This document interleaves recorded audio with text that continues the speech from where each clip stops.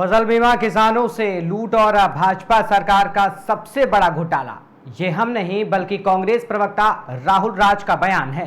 राजधानी भोपाल के प्रदेश कांग्रेस कार्यालय पर कांग्रेस के प्रवक्ता राहुल राज ने पत्रकार वार्ता को संबोधित करते हुए बताया कि फसल बीमा योजना को भाजपा सरकार का सबसे बड़ा घोटाला बताया जा रहा है।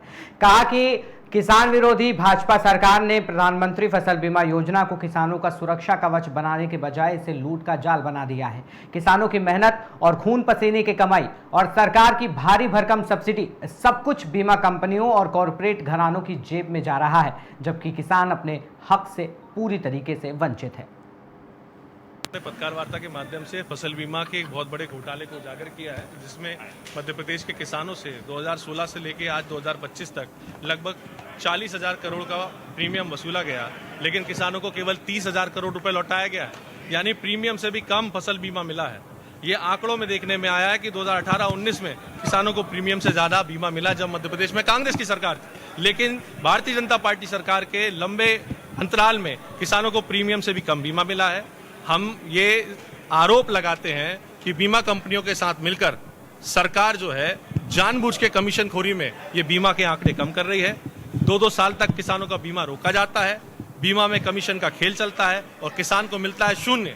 हमने ये तथ्यों के साथ साबित किया है कि केंद्रीय कृषि मंत्री शिवराज सिंह चौहान के संसदीय क्षेत्र विदिशा रायसेन लोकसभा क्षेत्र और स्वयं राज्य के कृषि मंत्री ऐदल सिंह कंसाना जी के सुमावली में भी किसानों को 2024 करीब का शून्य बीमा मिला है। हम मांग करते हैं कि इसकी उच्च स्तरीय जांच होनी चाहिए, किसानों को उनका हक मिलना चाहिए और फसल बीमा में अनावरी करते समय हल्का पटवारी की जगह खेत को इकाई माना चाहिए और जब बोनी के साथ ही अगर बारिश हो जाती है तो किसान को संपूर्ण क्षतिपूर्ति की 100% राशि दी जानी चाहिए। हम ये आरोप नहीं, तथ्यात्मक बात कह रहे हैं कि भारतीय जनता पार्टी की सरकार किसान विरोधी और कॉर्पोरेट हितैषी है। बहुत बहुत धन्यवाद। पत्रकार वार्ता के माध्यम से फसल बीमा के एक बहुत बड़े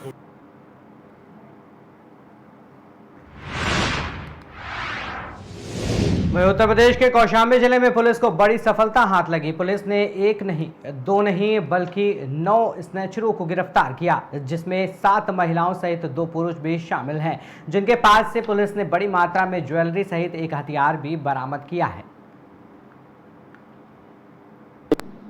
ये जो है थाना सैनी पुलिस ने, हमारी पूरी टीम ने एक अच्छा गुडवर्क किया, जिसमें 7 महिलाएं और 2 पुरुष गिरफ्तार किए गए हैं।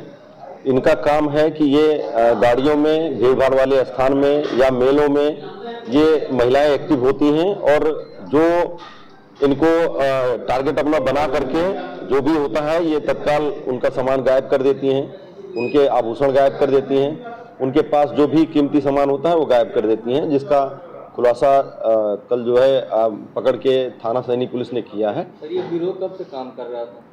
ये तो पुराना है। ये हमारे यहाँ थाना करारी क्षेत्र में जो है एक गांव है जिस पे हम लोग वर्क कर रहे हैं, उस पे बहुत सारे अभी पूर्व में भी खुलासा हो चुका है। कई महिलाएं वहाँ की और भी जेल जा चुकी हैं। जो पकड़ी गई हैं सामने, वो उनके पास से 19 मंगलसूत्र बरामद हुए हैं, जो विभिन्न स्थानों पर इन्होंने जो घटनाएं की हैं, और जो भी इसके बाद जांच में आएगा वो। कितनी महिलाएं हैं, कितनी पुरुष हैं? 7 महिलाएं पकड़ी गई हैं और 2 पुरुष इसमें पकड़े गए हैं।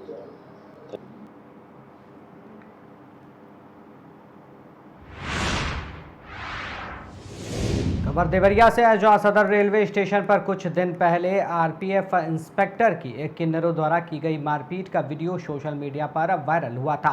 इस मामले में पुलिस ने त्वरित कार्रवाई करते हुए देर रात छापेमारी अभियान चलाकर पूरी गैंग को गिरफ्तार कर लिया है।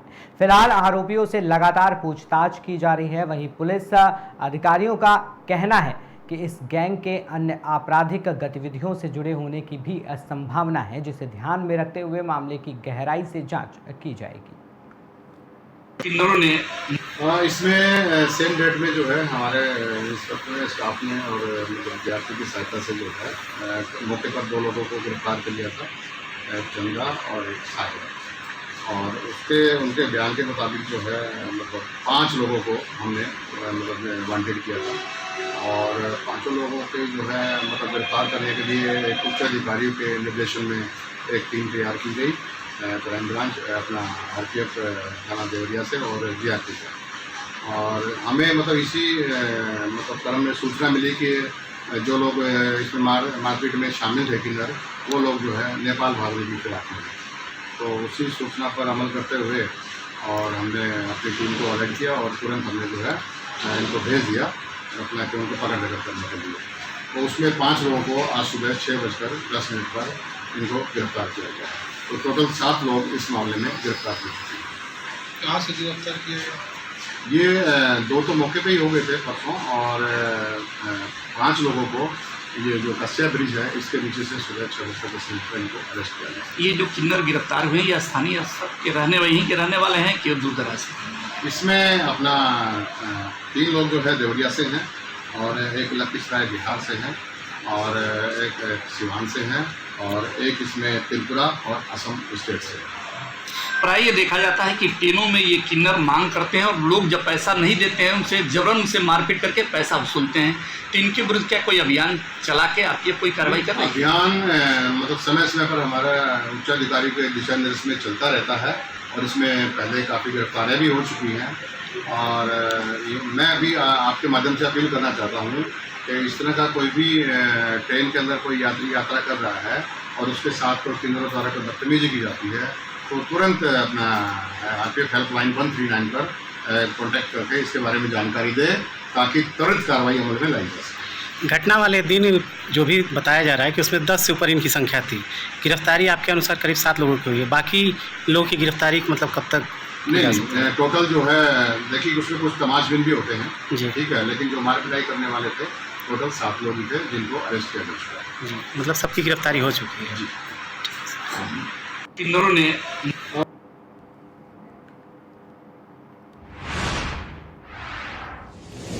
भोपाल से खबर है जहां पर केंद्रीय नेता राहुल गांधी के करीबी पवन खेड़ा के 2 वोटर आईडी मामले पर मध्य प्रदेश के मंत्री विश्वास सारंग ने कांग्रेस पर निशाना साधा है। सारंग ने कहा कि जो छाती ठोककर वोट चोरी की बातें करते थे वो अब कहां हैं? क्या राहुल गांधी और पवन खेड़ा ने वोट चोरी की? क्या राहुल गांधी अपनी वोटर अधिकार यात्रा में इस मुद्दे को उठाएंगे? वहीं आर्यमन सिंधिया के क्रिकेट एसोसिएशन के अध्यक्ष बनने पर कांग्रेस की आपत्ति को लेकर भी मंत्री सारंग ने पलटवार किया। उन्होंने कहा कांग्रेस हर मुद्दे पर राजनीति करती है। एक युवा आगे बढ़ रहा है, इसमें खुशी होनी चाहिए। ये कोई राजनीतिक मंच नहीं है। आर्यमन क्रिकेट में काम कर रहे हैं। परिवारवाद पर भी सारंग ने कांग्रेस को घेरा और कहा कि राजनीति में परिवारवाद की शुरुआत कांग्रेस ने की। राहुल और प्रियंका गांधी परिवारवाद के कारण सांसद बने हैं। की बात है कि कांग्रेस हर बात पर आपत्ति करती है। एक युवा आगे बढ़ रहा है तो इसमें खुशी होनी चाहिए। ये कोई राजनीतिक मंच नहीं है। वो क्रिकेट कंट्रोल बोर्ड के मध्य प्रदेश के अध्यक्ष बने हैं और वो विधा जिसमें वो काम कर रहे हैं। उन्होंने मध्य प्रदेश में प्रीमियर लीग शुरू कराया, गांव-गांव के बच्चों को, कस्बों के बच्चों को प्रमोट कर रहे हैं। और यदि कांग्रेस बातें करेगी तो राजनीति में परिवारवाद लाने की शुरुआत तो उन्होंने की। इंदिरा गांधी क्या है, राजीव गांधी क्या है, सोनिया, प्रियंका जी, राहुल जी क्या है? क्या राहुल जी के में कोई सुरखाव के पर लगे हैं? वो पंच और सरपंच का चुनाव ना जीत पाए, 2-2, 3-3 बार संसद में पहुंच गए। प्रियंका जी को ABCD राजनीति की नहीं मालूम और वो वायनाड से सांसद बन गई। परिवारवाद ये होता है और ये राजनीतिक मंच नहीं, ये क्रिकेट का है। खेल के उन्नयन के लिए तो युवा साथी आएंगे ना। अब कह रहे हैं कि इतने युवा को क्यों बना दिया, तो युवा आएगा, उसमें बुराई क्या है? मुझे लगता है कि उनके नेतृत्व में क्रिकेट आगे बढ़ेगा। की बात है कि कांग्रेस हर बात पर आपत्ति करती है।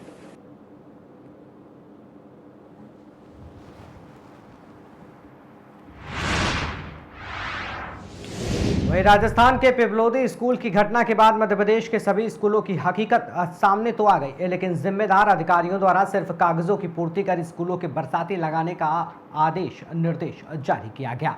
राजगढ़ जिले के नरसिंहगढ़ विकास खंड के जामुनिया गोप चौहान संकुल केंद्र के तहत आने वाले ग्राम मोइली खुर्द के शासकीय प्राथमिक स्कूल भवन का निर्माण 2003 में हुआ था, लेकिन जिम्मेदार इंजीनियर और अधिकारियों की अनदेखी के चलते आज ये स्कूल की पानी टपकने तक किया गया। इस स्कूल में चारों कमरे में छत से पानी टपकना और दीवारों में दरारें के बीच स्कूली बच्चे और शिक्षक अध्ययन कराते नजर आते हैं और छत पर बरसाती और स्कूल के अंदर भी बरसाती सरकार की पोल खोलती नजर आ रही है। सरकार खुद सरकारी स्कूलों को बंद कराने में लगी है, जिसके कारण गांव में गरीबों के बच्चों का भविष्य अंधकार में जाता हुआ कहीं ना कहीं दिखाई दे रहा है। मैं अभी यहाँ पे सब प्रभारी रहता हूँ सर। जिस प्रकार से देखी गई थी आपके विद्यालय के ऊपर बरसती लगी हुई है, बरसाती का कारण क्या है सर? ऊपर से बिल्डिंग से पानी टपकता है सर, इसलिए हमने बरसाती की व्यवस्था करवा दी सर ऊपर से। तो ये कितने साल पुरानी बिल्डिंग है सर? ये 2003 में बनी है, 2003 में, यानी कि 28 साल पुरानी बिल्डिंग। कोई बजट वगैरह आता है क्या? नहीं है बजट आता है तो नाम मांग के। अच्छा वार्षिक बजट कितना आता है सर? वार्षिक बजट सर 7,500 रुपये 10,000 रुपये तक बजट आता है। अच्छा नहीं, बिल्डिंग के लिए मटेरियल उसके लिए तो आते ही नहीं सर। अन्वेषण क्लास वगैरह आ गया सर, कुछ भी नहीं आया। तो इस विषय को लेकर आपने मिनिस्टर जी को अवगत करा दिए सर।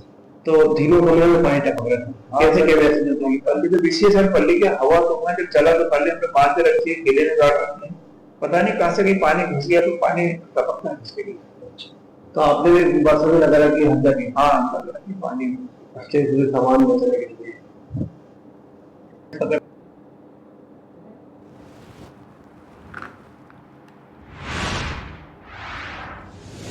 उत्तर प्रदेश के उप मुख्यमंत्री ब्रजेश पाठक के द्वारा आज इकोप्लग एनर्जी इंडिया लिमिटेड के अत्याधुनिक ईवी CS स्टेशन और AC चार्जर्स के सभी मॉडल्स का शुभारंभ किया गया। साथ ही उत्तर प्रदेश में कंपनी के अधिकृत CNF ई पृथ्वी ग्रीन प्राइवेट लिमिटेड का भी औपचारिक उद्घाटन किया गया।